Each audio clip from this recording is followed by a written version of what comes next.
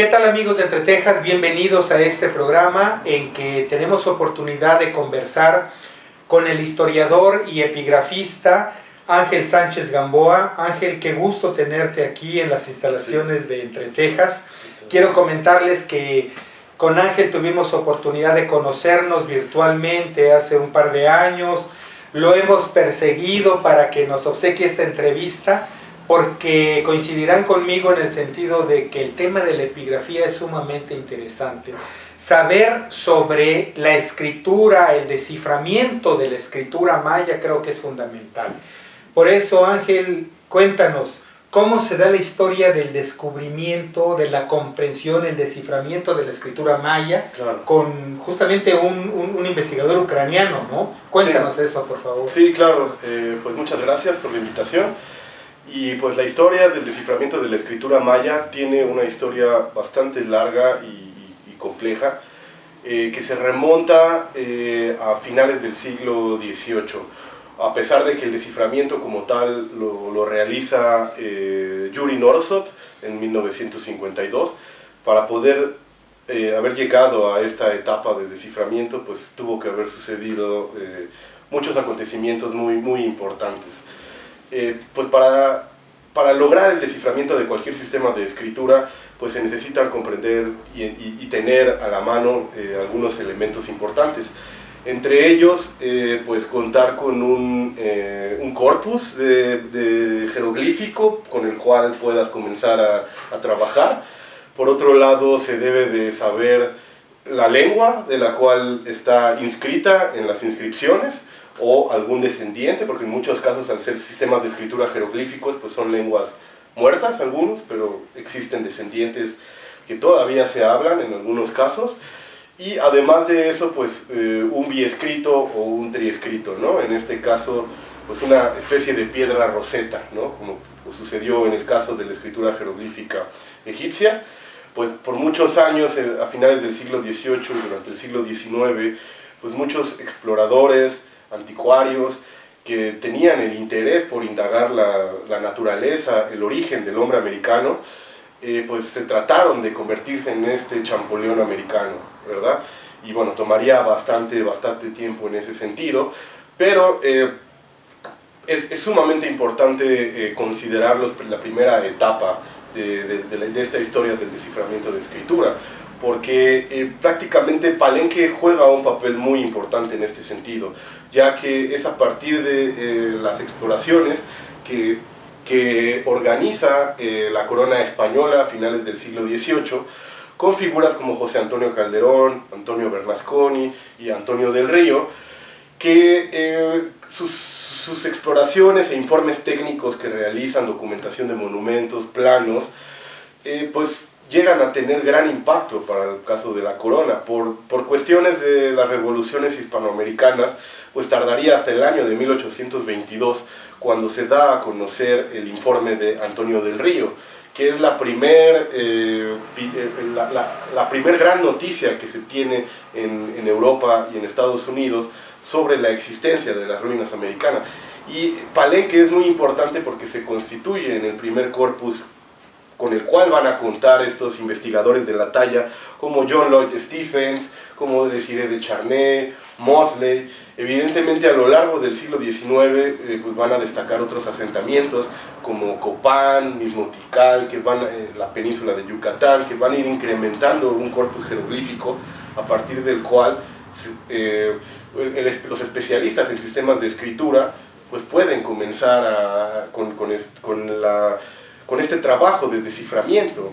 Pero sin embargo va a ser una labor de la cual se van a frustrar muy pronto, porque no consiguen encontrar las claves para el desciframiento, y lo que va a ocurrir es que durante gran parte del siglo XIX y la primera mitad del siglo XX van a desechar la parte histórica, el fonetismo de la escritura jeroglífica maya, en vías de dedicarse exclusivamente a trabajar el sistema calendárico maya, que es algo que se conoce y se empieza a trabajar desde muy temprano, desde la década de 1830, con Constantin Samuel Rafinesque, un erudito muy importante de la época, quien es el que descifra el sistema de barras y puntos de numeración maya.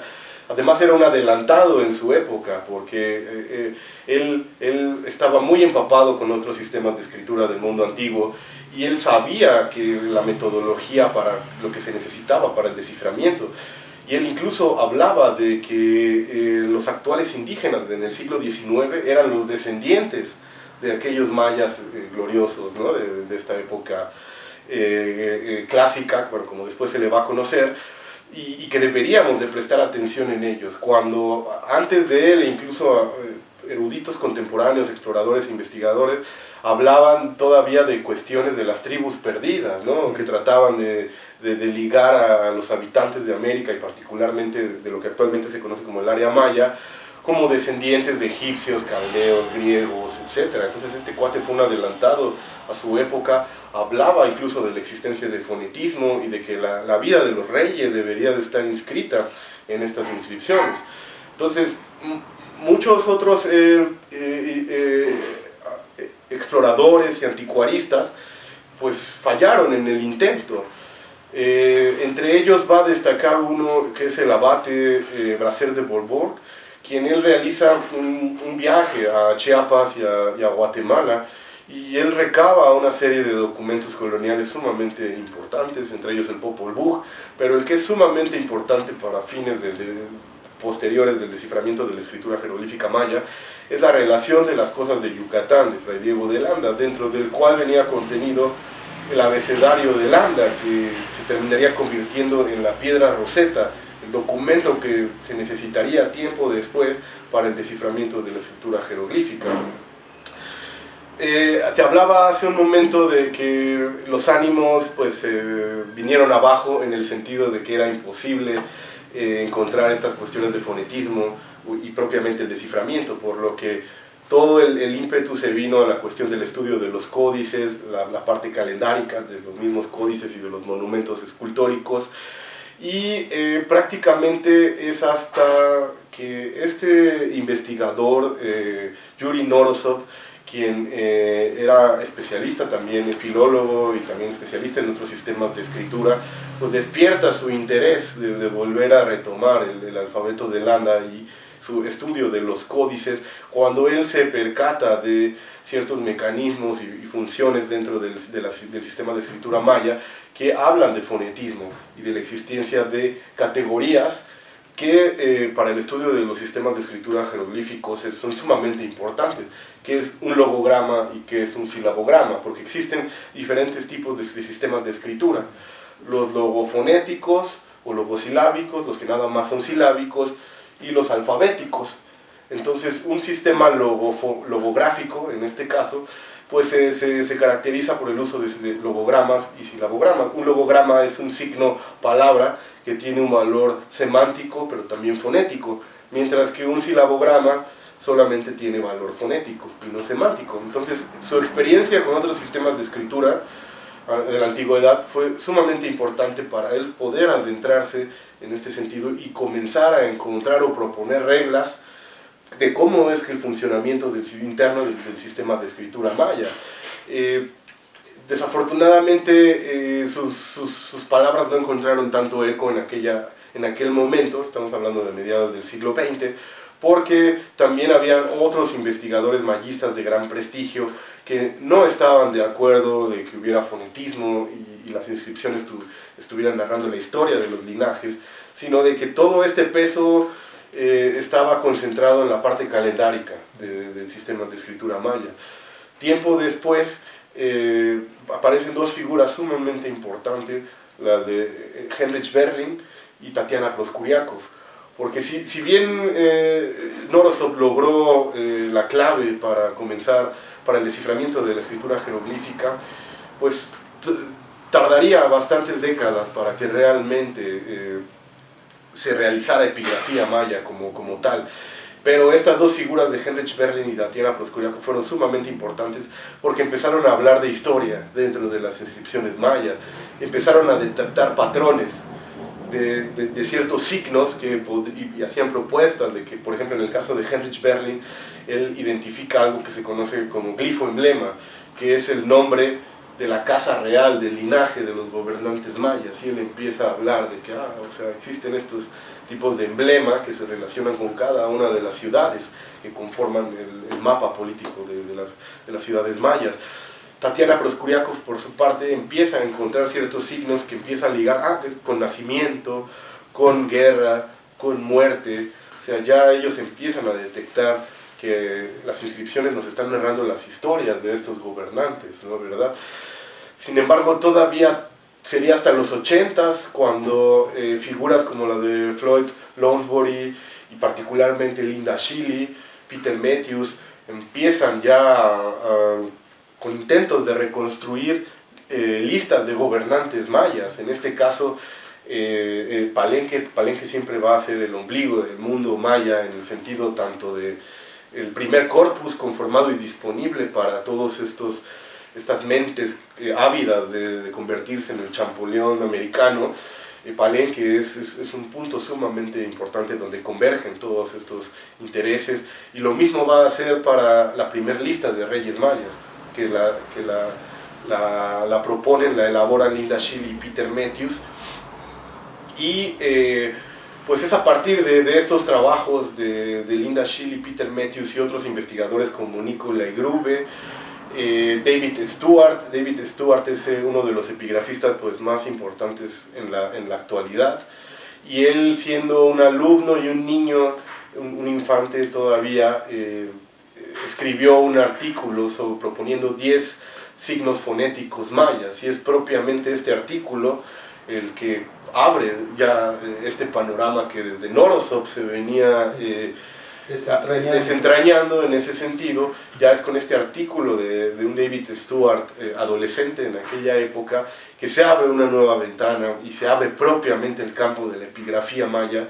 en los 80s, y la epigrafía maya se ha revolucionado muchísimo a lo largo de los 90s y particularmente del 2000 hasta nuestra época. O sea, ya se han descifrado un sinfín de signos jeroglíficos mayas, incluso al grado de que ya se trabajan cuestiones más vinculadas con la lingüística, cuestiones de retórica o de recursos discursivos dentro de las inscripciones que los mismos mayas empleaban.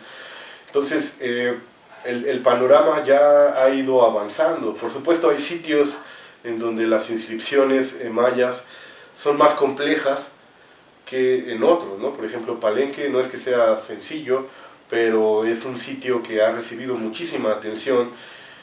Es un corpus jeroglífico que se conoce a la perfección, y pues en un 80-90% se entienden las inscripciones. Hay pasajes sumamente complejos como los tableros del templo de las inscripciones, o algunos otros que todavía resultan complicados. A diferencia, hay sitios como Copán en Honduras, en donde los textos jeroglíficos son más complejos, con cargas de tipo ritual, por así llamarle, que todavía imposibilitan el poder adentrarlos de la manera que nosotros desearíamos, ¿no? en ese sentido. Incluso la escritura jeroglífica maya debemos de entenderla como... O sea, la escritura está asociada con los reyes y con las élites. Es un discurso también, eso no debemos de olvidarlo. Hay una intencionalidad detrás de quien manda a producir estos textos, que es la justificación de su linaje. Entonces, como toda fuente escrita, debemos pasarla por un proceso de escrutinio, de crítica, o sea, ahondar en todo lo posible, ¿no? En cuanto a como un documento como tal, entenderlo de esa manera. Y los mayas en la época clásica pues desarrollan este sistema de escritura como una forma en la cual las élites en un área muy amplia, hablando del área maya, ¿no? Abarca pues todo el sureste de México, todo el actual país de Guatemala, El Salvador, Honduras y Belice. Es un área muy muy extensa. Entonces, para que las élites se pudieran integrar y este sistema político que impera durante el periodo clásico y finales del preclásico tardío en sus orígenes funcionara, tuvieron que desarrollar una lengua de prestigio. Es algo muy similar a lo que ocurre con el latín. El latín clásico y el latín vulgar. Eso te quería preguntar. El hombre común y corriente de Chincultico, de Palenque, siglo IX, fines del Clásico, ¿entendía la escritura? ¿Sabemos eso? No. ¿O era algo sumamente hierático y sagrado que nada más las élites? Sí, exactamente. La escritura estaba totalmente vinculada con las élites y en este sentido el estadio actual, el estado de la cuestión en cuanto a la epigrafía maya, pues sabemos de que había esta lengua de prestigio, pero sabemos también, acompañado de la lingüística histórica y también de la propia escritura jeroglífica maya en cada una de las regiones, encontramos que había variantes dialécticas. Por ejemplo, en lo que actualmente es la península de Yucatán y el norte del área del Petén, pues sabemos de que se hablaba una variante dialectal yucateca. Sabemos que en la parte de lo que actualmente es Palenque y el Usumacinta se hablaba un chol occidental, porque el chol oriental es básicamente la lengua, o sea, es la lengua emparentada con la lengua de las inscripciones. O sea, es la lengua que tomaron como base para que todos se entendieran. Sin embargo, en cada una de estas regiones hablaban una variante. Yucatecana, como te mencionaba, un chol occidental en la parte de Palenque y Usumacinta. Toniná se hablaba, en la región de Toniná se hablaba celtal. Sabemos que otra área dialectal es el área de la Verapaz, en Guatemala, donde se hablaba una variante quicheana. Y para el caso de la región de Comitán es sumamente interesante porque generalmente se ha asumido que se habla celtal, o sea que era parte de una extensión del celtal en esta región, pero no debemos también dejar de lado una posible variante canjoalana o chujeana, por así decirla, porque pues sabemos que esta región era multiétnica, ¿no? O sea, era muy compleja para la época colonial y incluso en la misma en la época contemporánea vemos que hay una interacción muy fuerte entre grupos de tojolabales, chujes, celtales, y no hablemos de la parte de Guatemala, ¿verdad? Entonces no debemos dejar de lado de que aquí también existiera una variante dialectal posiblemente vinculada con el chuj, ¿no? Que el estudio de la escritura de las inscripciones de Chincultiqui de la región en algún momento nos podrían arrojar, ¿no? en ese sentido, ¿no? Canjobal, tal vez un poco de Tojolabal en la región de Chincultiqui. Sí. Quería preguntarte eso, si hacemos el símil del español que hablamos actualmente, a diferencia del habla de la Ciudad de México, del habla de Buenos Aires, del habla de Quito, del habla de... Eso es, o sea, había un maya general, clásico quizá, y aparte las hablas locales. Sí, un maya culto, por así decirle, que era el que todas las élites tendrían que entender, para, o sea, hablar para que se entendieran, porque sí habría, digo, seguramente se podrían comunicar, pero sí habría diferencias en cuestiones de traducción o ya más interna. Entonces pues tenían que manejar esta lengua de prestigio, ¿no? Para que las élites se pudieran comunicar. Y es importante mencionar que la escritura pues tiene una larga, es un fenómeno de larga duración como sistema de escritura, porque la evidencia más temprana que encontramos aparece en el Petén, en los murales de San Bartolo, pintura mural, en el siglo III antes de nuestra era. Mientras que los ejemplares más tardíos, todavía hasta la época colonial, se seguía escribiendo con caracteres jeroglíficos mayas. Entonces estamos hablando de una práctica de cerca de 2000 años, ¿no? En los cuales se utilizó el sistema de escritura jeroglífico maya. ¿Ya existe el filólogo que estudia estos 2000 años de transformación de la lengua? Sí, hay especialistas muy eruditos que llevan muchísimos años con el estudio de las inscripciones jeroglíficas. Hablaba de David Stewart, un norteamericano, epigrafista y connotable epigrafista, perdón. Está también Nikolai Grube, otro epigrafista alemán que lleva muchísimos años en el medio.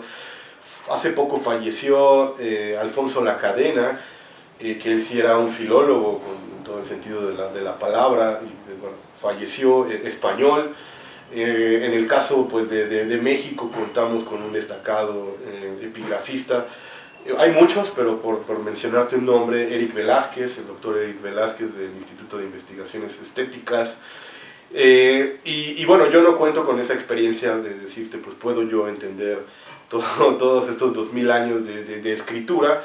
Yo me he enfocado más a la parte del periodo clásico, ¿verdad? Y particularmente en esta región del estado de Chiapas, ¿no? Por los proyectos en los cuales yo trabajo, pues te podría decir que yo soy especialista de la escritura en Palenque, en Toniná y en la región del Valle de Comitán, porque, bueno, conozco los materiales como pocos, claro. podrían conocerlos. O sea, por ejemplo, el Códice Madrid lo sitúan en la región de Palenque, hay varios temas al respecto. No, bueno, más bien estos tres códices, el Dresde, Madrid y el París, estos tres códices están más adscritos a la península de Yucatán y al posclásico tardío.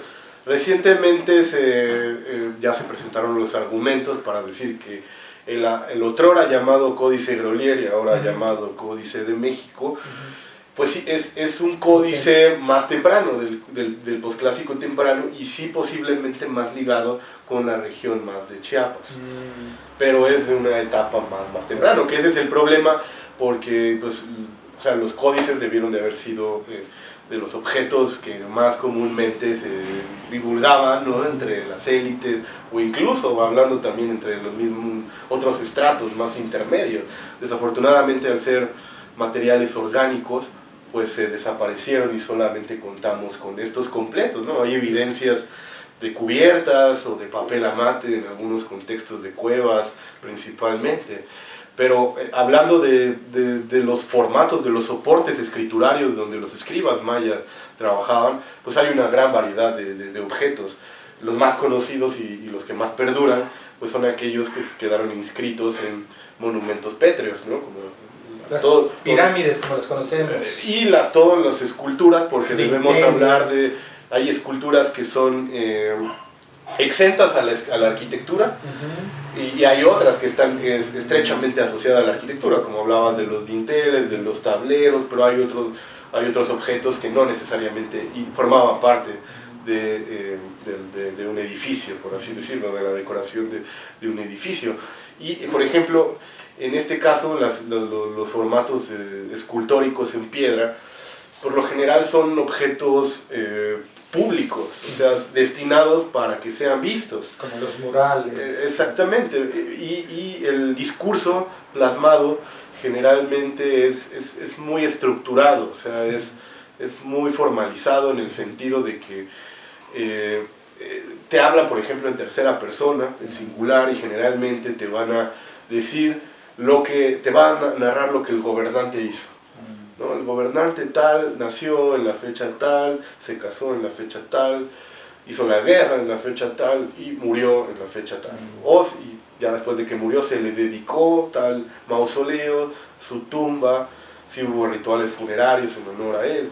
Pero en cambio a veces te encuentras otros tipos de soportes, por ejemplo en la cerámica polícroma o incisa o decorada de otras formas, pues vemos a veces otro tipo de escenas, por lo general son más de carácter sobrenatural o mitológico, que también en la escultura encontramos estas temáticas, pero en cerámica vemos todavía un espectro más grande de narrativas, y en la cerámica también encontramos otras formas más complejas de la narrativa y del lenguaje que de lo que encontramos en la escultura. No solamente es la cerámica, también en hueso, en madera, en jade, ¿no? O sea, en un sinfín de materiales, eso sí, bienes de lujo, o sea, son objetos que circulaban nada más entre las élites, y vemos mayores complejidades en cuanto al discurso, ¿verdad?, que está plasmado. Y algo que es sumamente importante de la escritura jeroglífica maya es que hay un traslape, hay una retroalimentación que nunca se desliga entre la historia y el mito. Entonces, incluso algunos autores hablan de géneros, no tanto géneros literarios en el sentido occidental, pero sí podemos definir algunas como categorías de textos, de cuál es el uso que se le da a ciertos textos.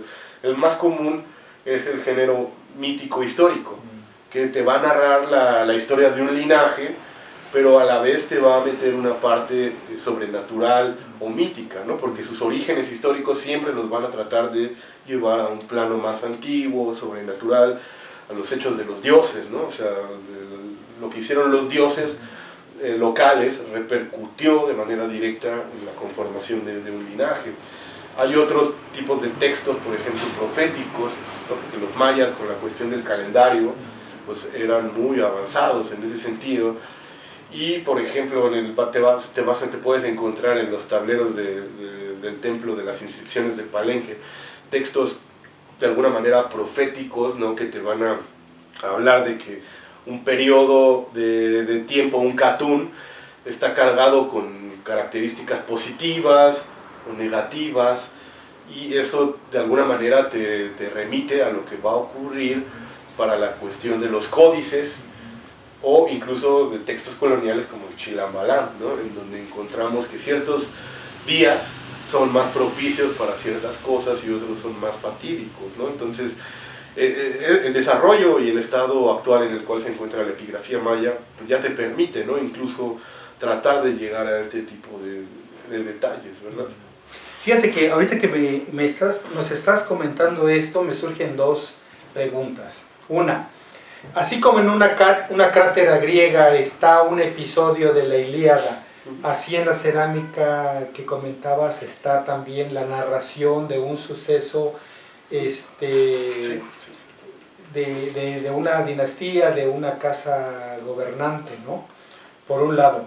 Y por otro, esto de lo profético me remite a pensar en lo siguiente y preguntarte, si tú estás frente a un edificio, ante un palacio en Palenque, Ángel Sánchez puede leer ya perfectamente, en la medida de lo posible, el texto narrado. Sí.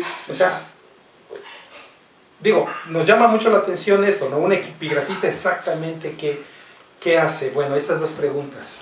Sí, o sea, claro, la primera con respecto a si en un objeto de cerámica griego con una referencia a un episodio de la Ilíada podemos hacer la analogía con el caso de la cerámica maya, sí, indudablemente. Por ejemplo, te puedo poner el caso de un estilo cerámico que se conoce como el estilo códice, que se manufacturó en los alrededores de lo que actualmente es el asentamiento de Calakmul, es decir, en el sur de Campeche, Quintana Roo, y en el norte del Petén.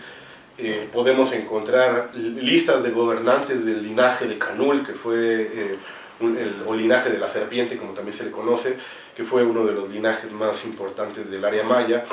Podemos tener listas de gobernantes en su cerámica, pero también podemos tener episodios vinculados, por ejemplo, con el dios del maíz, con episodios que tienen que ver con la muerte y el renacimiento del dios del maíz, con otros episodios vinculados con la muerte del dios jaguar del inframundo. Es decir, podemos encontrar diferentes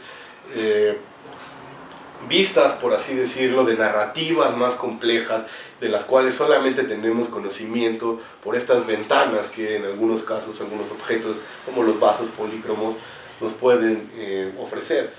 En las inscripciones también hay narraciones de carácter mitológico, pero son contadas realmente, y algunos sitios prefieren cierto tipo de narrativas con respecto a otras. Por ejemplo, Palenque es un sitio por excelencia en donde se entreteje la parte mitológica y sobrenatural del asentamiento con la de sus reyes, a diferencia, por ejemplo, de Toniná, en donde Toniná es un asentamiento en donde exclusivamente la parte histórica está enfocada de sus inscripciones. Realmente Toniná, a diferencia de Palenque, muy poco conocemos de su panteón de dioses, a diferencia de Palenque, en donde incluso sabemos que el grupo de las cruces, sus 3 templos, eran el hogar de sus 3 principales dioses, y tenemos textos enormes con cerca de 800 caracteres jeroglíficos, en donde dedican parte de la vida, de la historia de estas deidades locales. Y con respecto a tu otra pregunta, Bueno, yo no tengo tanto tiempo como epigrafista. Yo realmente comencé en el año 2010 a tomar cursos de epigrafía maya, y hasta el 2015, que es cuando yo me incorporo al proyecto de Marta Cuevas, en Palenque, comienzo en Palenque, yo podría decir que tuve esa formación de 5 años para poder haber logrado un estadio intermedio, un nivel intermedio avanzado, por así decirlo, ¿no?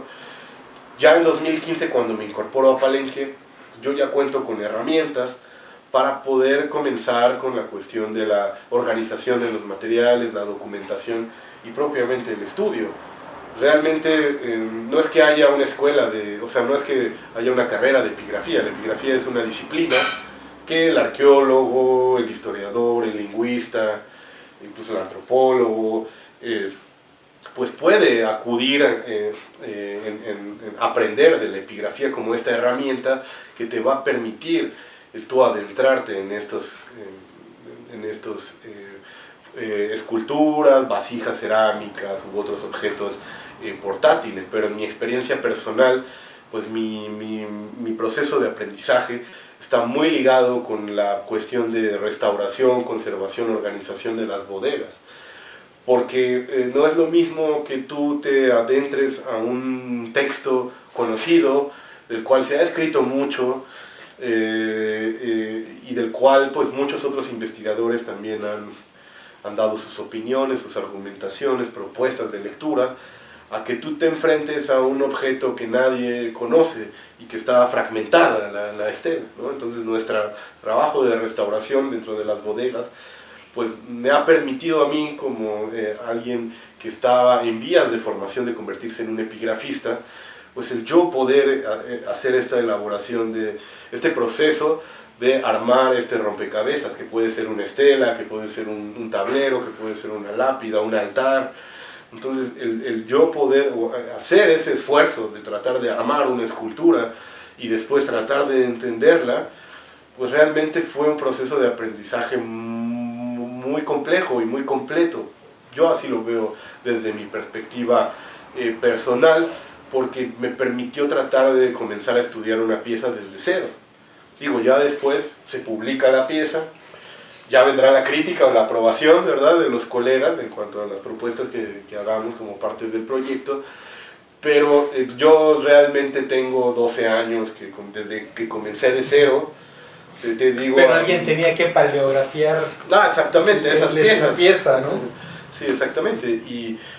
Y bueno, yo me puedo considerar como alguien que es especialista, pero de estos sitios, ¿verdad? De Palenque, Toniná, particularmente Toniná es el sitio donde... ¿Querías abarcar más?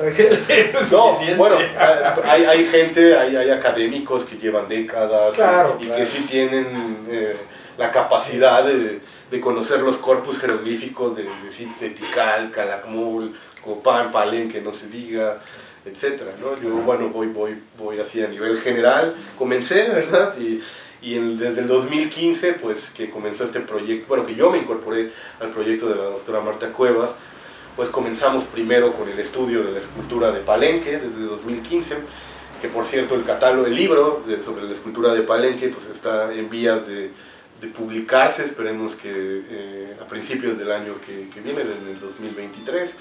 Luego del estudio y la documentación de la escultura de Palenque, nos pasamos a la de Toniná, pero al ver la complejidad de la escultura de Toniná, pues realmente decidimos dejarlo en el proceso y realmente abocarnos al área de Comitán, de la región de Comitán. ¡Qué bueno! Que desde el 2010... ¡Qué bueno! Les agradecemos. Sí, no, bueno, al haber hecho esa elección de dejar en stand-by Toniná, porque bueno, Toniná tiene un corpus de más de 400 esculturas, entre formato grande, mediano y pequeño. Entonces es todo un mundo. O sea, es prácticamente el doble del corpus de Palenque. La diferencia de Palenque es de que en Palenque tenemos formatos de tableros con inscripciones muy, muy largas, ¿no? En Toniná no tenemos formatos tan grandes, pero tenemos una gran variedad de esculturas, principalmente en bulto, ¿no? En redondo, ¿no? Que son trabajadas, que es como una peculiaridad de Toniná.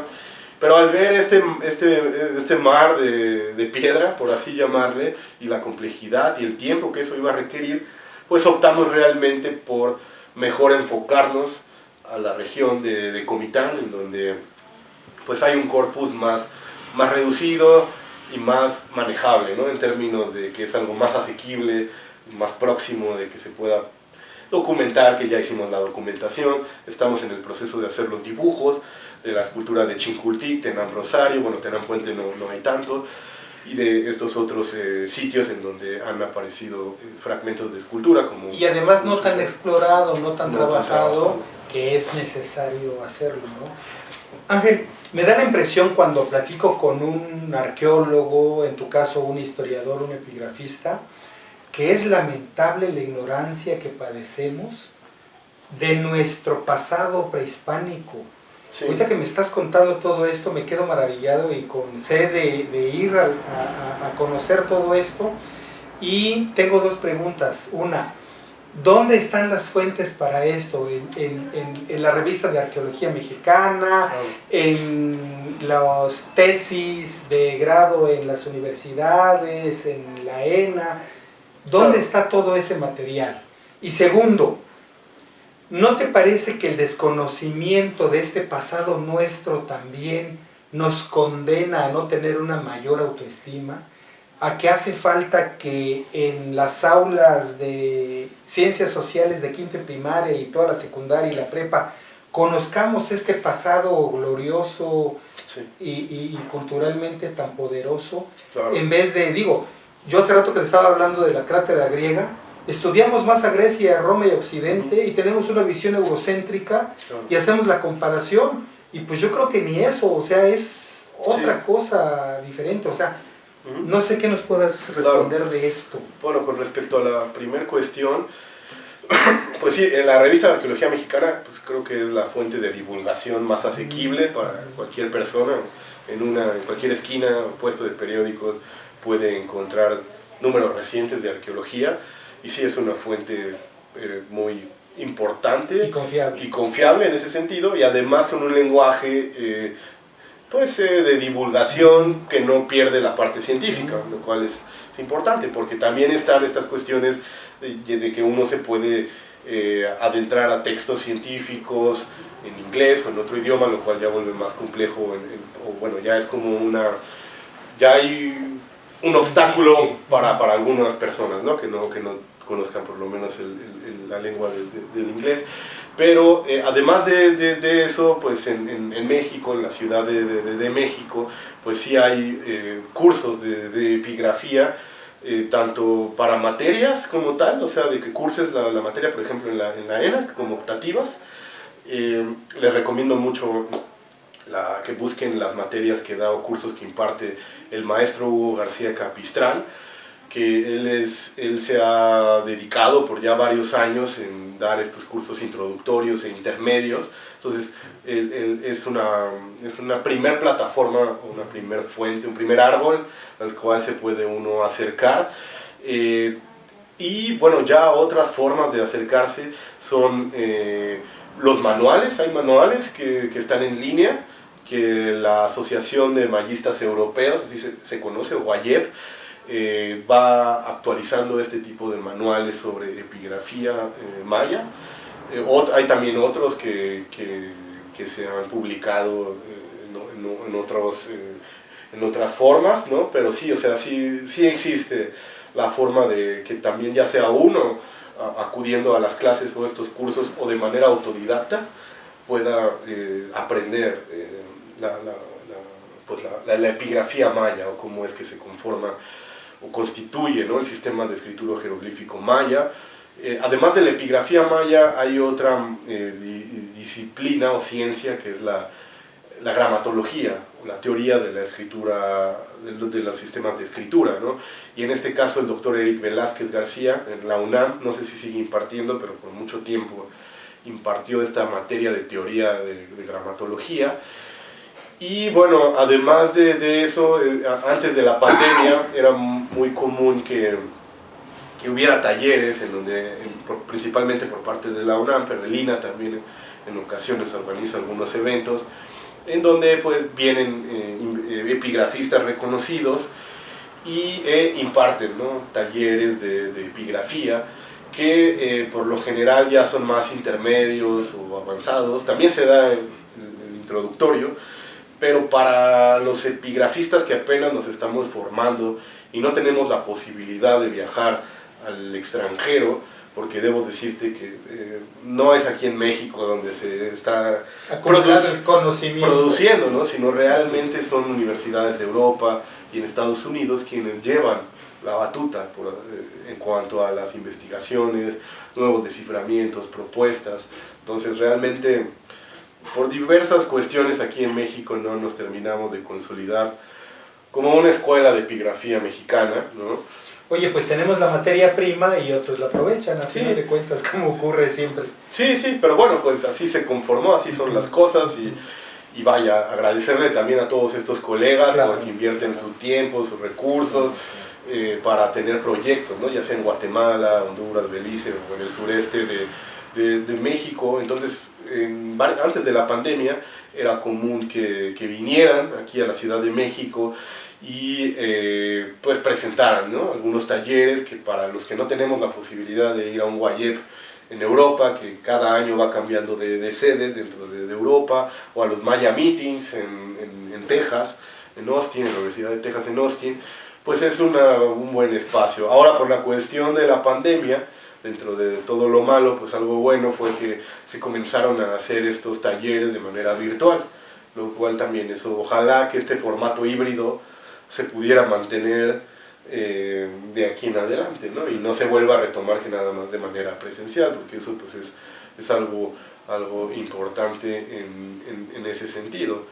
Y pues sí. La segunda pregunta que te formulé fue la de la falta de información y de formación que tenemos a nivel escolar del conocimiento de nuestra cultura prehispánica. Claro, no, pues sí, es algo que se debería de reforzar, porque pues hay instituciones que se han dedicado por décadas, como el Instituto Nacional de Antropología, otras universidades como la Universidad Nacional Autónoma de México, la UAM, por ejemplo, también la Universidad Autónoma Metropolitana, por hablar nada más de manera centralizada, ¿no? Pero bueno, acá pues tenemos la UNICACH, ¿no? En Yucatán la UADY, o sea, hay otras instituciones que se han dedicado a el estudio de nuestro patrimonio arqueológico, de nuestra historia precolombina, y pues sí es lamentable que a nivel básico de primaria, pues cada vez creo que hasta les van quitando, ¿no? O sea, cada vez van resumiendo más la parte precolombina, ¿no? Quizás a un mes o 2 meses, en donde imparten pues una complejidad tan grande como hablar desde el horizonte olmeca hasta el posclásico en el centro de México, ¿no? O en general. Entonces sí se debería de prestar pues mayor atención y mayor cuidado a eso, ¿no? Porque algo que hace falta es la formación, o sea, porque eso también incide en que los niños, o sea, aquí se debería de incitar a que un niño se forme como un arqueólogo, como un historiador, como un antropólogo, como un lingüista, y vea pues todas estas posibilidades, toda esta baraja de posibilidades que uno encuentra. En mi experiencia personal, yo entré en un mundo que casi nadie pelaba, que es el de las bodegas, de los museos. O sea, pues uno puede también estar detrás de una computadora y viendo fotografías de archivo, dibujos de colegas, pero realmente hay un mundo dentro de las bodegas y en cada zona arqueológica va a haber una bodega. Entonces, si partimos del sentido de que un museo, lo que se exhibe realmente, ya sea un museo regional, un museo de sitio o un museo comunitario local, pues el porcentaje de lo que se está exhibiendo no llega ni al 10%, y todo lo demás está en bodega. Guardado sería el mejor de los casos, por no decir empolvado, arrinconado. Entonces realmente hay mucho que hacer, hay mucho trabajo que se necesita interdisciplinario. Eso es algo sumamente importante, porque a veces estamos como perros y gatos, ¿no? De que arqueólogos, restauradores, historiadores, cada uno está por su lado, cuando en realidad pues deberíamos de unir esfuerzos y sumar entre todos para que pues el patrimonio esté pues girando de una manera más óptima, ¿no? En ese sentido. Y pues sobre todo promoviendo que futuras generaciones de estudiantes puedan formarse, ¿no? En este sentido, puedan volverse humanistas, científicos sociales, y puedan cursar algunas de todas estas materias, ¿no? Y particularmente a mí me intriga un poco la cuestión de aquí de Chiapas, ¿no? De que se debería de meter más... Claro, debería haber una secretaría especial para la atención de los temas. Claro, está por supuesto la UNICACH, pero no hay financiamiento. No hay financiamiento, además ellos están ahí sobreviviendo. Programas de investigación, de apoyo. Claro. ¿No? Tenemos una gran riqueza. Yo siempre lo he dicho, que la riqueza de Chiapas no es únicamente del orden natural, del subsuelo, de la naturaleza, sino de los recursos humanos. Claro. Indudablemente que hay gente capacitada, muy destacada, en el mundo de la investigación de la ciencia, de las ciencias sociales, de las humanidades. Sí, no, de acuerdo. Y otra cuestión que es importante e inevitable es la cuestión generacional, o sea, de que se tiene que actualizar y renovar el conocimiento, ¿no? O sea, es indiscutible, o sea, esa es una cuestión que es un lastre realmente, porque ya no produces y no dejas que otros entren, ¿verdad? No es una cuestión delicada, pero es inevitable, o sea, para que haya conocimiento y se esté regenerando, actualizando, se tiene que refrescar, se tiene que renovar. Se renueva, nuevas ideas. Exactamente. Nuevas perspectivas. Sí, tecnologías. Tecnologías además, ¿no? O sea, ya adecuarse a todas estas nuevas herramientas digitales, el LIDAR, los drones, la fotogrametría, etcétera, ¿no? Ya un sinfín de estoy pensando en el caso de la epigrafía, igual imagínate cuando un logaritmo pueda resolver muchos de los enigmas que tienen ahora. No, y gracias a la tecnología. Ya existen, ¿no? O sea, hay bases de datos en donde pues, varios investigadores han dedicado un buen de tiempo y de recursos económicos, porque para hacer este tipo de bases de datos pues se necesita contar con recursos.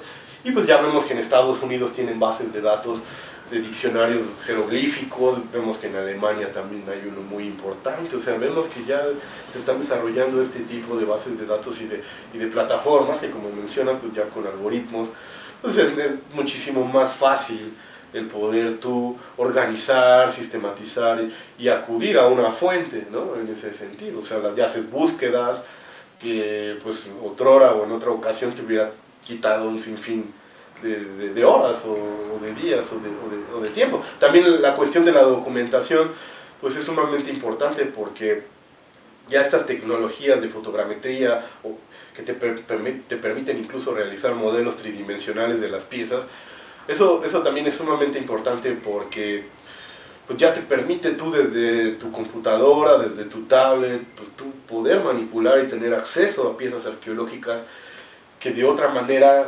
sería imposible. Tendrías que ser un investigador o tener un permiso especial para que tú puedas acceder y manipular y ver una pieza arqueológica, ¿no? Además de que ya también para fines de conservación pues resulta muy útil, porque ya tú no estás en contacto tan directo con la pieza, ¿no? Sino que ya tú desde tu tablet o desde tu computadora puedes pues acceder, ¿no? A este tipo de piezas, además con iluminaciones, ¿verdad? Y jugar con las texturas, de muchas otras maneras, ¿verdad? Claro. Qué maravilla. Pues qué maravilla que no te tocó ser un investigador de lupa nada más, sino estás en este momento del avance tecnológico y lo que te falta por ver y aprender. Claro.